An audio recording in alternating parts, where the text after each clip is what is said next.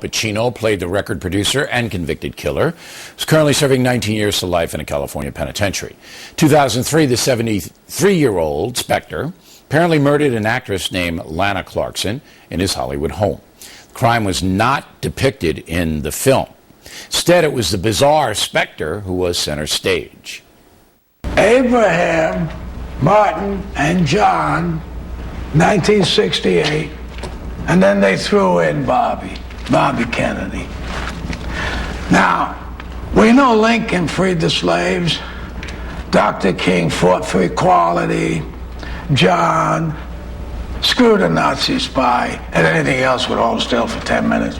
What the hell did Bobby do? He with the Teamsters. And P.S. Teddy Kennedy, what in the world had he ever accomplished? His family tossed him the bone. Oh, you can't get your masseuse license. Here, sit in the Senate 40 years. Have fun. A girl shoots herself in my house, and that is the legacy my children will live with.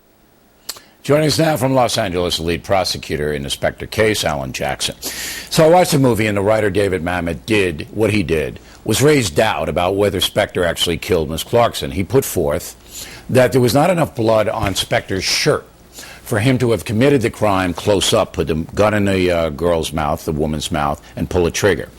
And you say to that? Well, Bill, I have, it was 2009 when I tried the case. I haven't thought deeply about the evidence in this case for several years, and I could name a half a dozen things off the top of my head that David Mamet either completely ignored or completely got wrong. The blood is just one of them. But let's stay on the blood for a moment, because that is the whole case that this movie makes. They don't glorify Spector, as we just showed. They see him as a nut, self-destructive, self-loathing guy. I think that's right. Okay.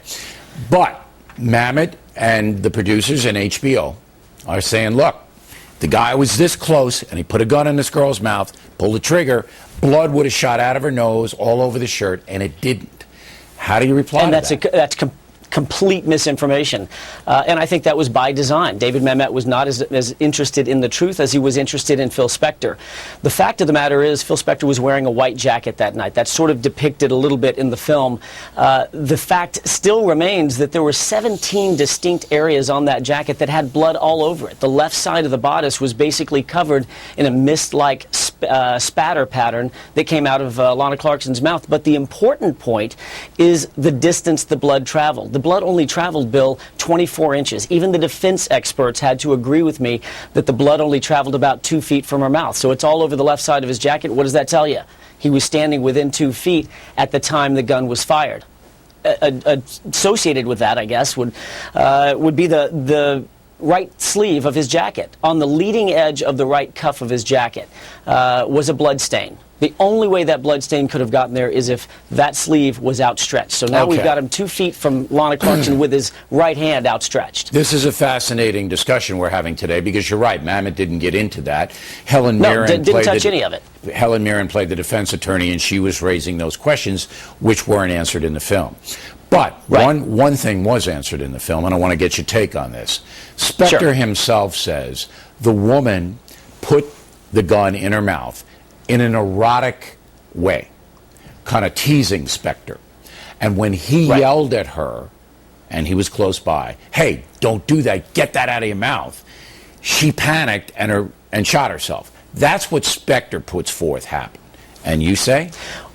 Well, there's nobody that knows this case better than I do. I lived with this case day and night for 4 years as the lead prosecutor on the case. I knew every bit of evidence, the defense evidence as well as the prosecution evidence. When I saw that in the movie, I just about dropped my teeth. That was the first time I'd ever heard that. That was completely made up out of whole cloth. It's 100% fictional. There's zero evidence that happened. And that was never testimony put forth in the trial?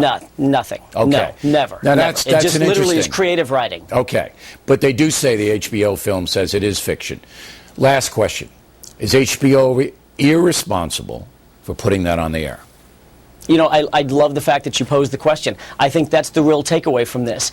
If you're going to produce what's considered and what's sold as a biopic, the lawyer's disclaimer notwithstanding, if you're going to sell this as a biopic, you owe a responsibility to the viewing public to at least try to get it right. And I think it was horribly irresponsible of the producers in this case, the producers of this movie, to try to sell this as a biopic when it was completely false.